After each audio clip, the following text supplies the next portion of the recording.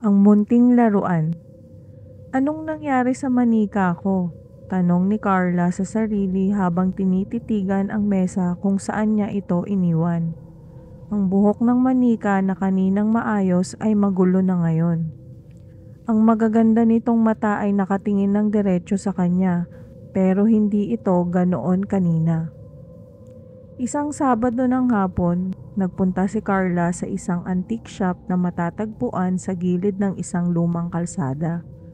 Mahilig siyang mangolekta ng mga kakaibang bagay, mga gamit na may kasaysayan, mga bagay na may kwento sa likod ng kanilang kalumaan. Ngunit sa araw na iyon, isang manika ang agad na pumukaw sa kanyang pansin. Ang manika ay nasa isang salamin na display. Maliit ito, may suot na lumang Victorian style na damit at may buhok na parang sutla sa kinis. Ang pinakakapansin-pansin sa lahat ay ang mga mata nito, berdeng-berde at mukhang tunay. Sa likod ng salamin, para bang nakatitig ito ng diretso kay Carla, na parang inaanyayahan siyang bilhin ito. "Magkano po ang manikang ito?" tanong ni Carla sa matandang babaeng nagbabantay. "Ah, iyan ba?" sagot ng babae, bahagyang nag-alangan. "Matagal na iyan dito. Mukhang gusto kanyang sumama." Natawa si Carla. "Ang creepy naman po ng sagot nyo, pero sige, bibilhin ko." Pag-uwi sa bahay, iniligay ni Carla ang manika sa isang estante sa kanyang kwarto.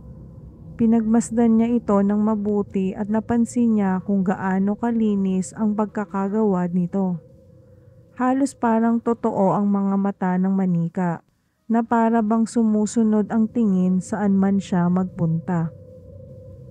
Kinagabihan, habang nakahiga sa kama at nagbabasa ng e-book sa kanyang tablet, naramdaman ni Carla ang biglaang lamig sa silid. Tumayo ang balahibo niya sa batok. Maya-maya pa, narinig niya ang mahina at manipis na boses ng bata mula sa direksyon ng manika. "Bigyan mo ako ng bagong katawan." Napabalikwas si Carla. Hinanap niya ang pinanggagalingan ng boses ngunit wala siyang nakita. Napatingin siya sa manika na nasa estante pa rin. Ngayon, parang mas matalim ang tingin nito. Agad niyang kinuha ang manika at inilagay ito sa mesa. Tinakpan ang kumot para hindi na makita. Subalit nang sumapit ang ikalawang gabi, mas lumakas ang boses. "Bigyan mo ko ng bagong katawan, Carla." Hindi na nakatiis si Carla at tinawagan ng kaibigan niyang si Lian, isang paranormal enthusiast. "Lian, may kakaiba dito sa binili kong manika," simula niya. "Naku Carla, ikaw na naman sa kakaiba mong trip," sagot ni Lian, natatawa. "Hindi to biro, naririnig ko siyang nagsasalita tuwing gabi." Napatahimik si Lian. "Dalhin mo dito bukas, titignan natin." Kinabukasan, nagpunta si Carla sa bahay ni Lian dala ang manika. Habang hawak ito ni Lian, napansin niyang bumigat ito ng biglaan. "Parang gumalaw to," sigaw ni Lian. Halos mahulog ang manika sa kanyang kamay. Dahil sa takot, napagdesisyonan nilang dalhin ito sa isang paranormal expert na si Mang Rudy. Pagkarating sa bahay ni Mang Rudy, tinignan niya ang manika at sinabing, "May espiritu ng bata sa loob nito. Matagal na itong nakakulong sa katawan ng manika." At hindi siya kontento. Gusto niyang lumipat. Napatingin si Carla kay Mang Rudy. "Anong ibig mong sabihin? Paano nangyari yun?" "Hindi ko alam ang buong kwento," sagot ng matanda. "Pero ang malinaw, delikado ito. Kapag nagtagumpay siyang lumipat, hindi na natin siya mapipigilan." Nang sumapit ang gabi, dinala ni Carla ang manika sa kanyang bahay para sunugin. Pero hindi niya magawa.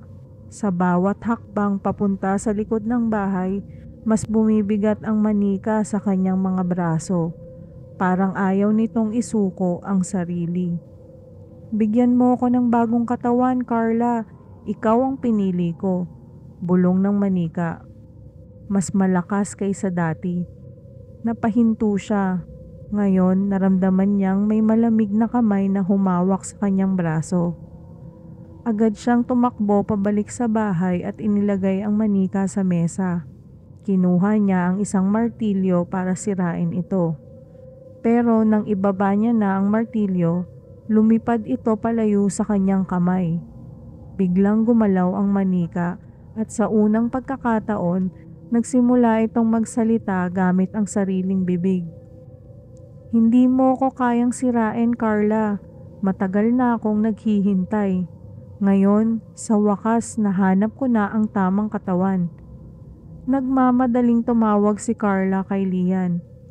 "Lian, hindi ko na kaya to. Gumagalaw ang manika. Umalis ka na dyan.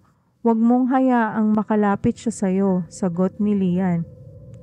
Pero bago pa siya makalabas, biglang pumatay sindi ang ilaw sa bahay. Lahat ng pintuan at bintana ay nagsara. Unti-unting lumapit ang manika kay Carla habang patuloy itong nagsasalita. "Kukunin ko na ang katawan mo, Carla. Ako ang magiging ikaw."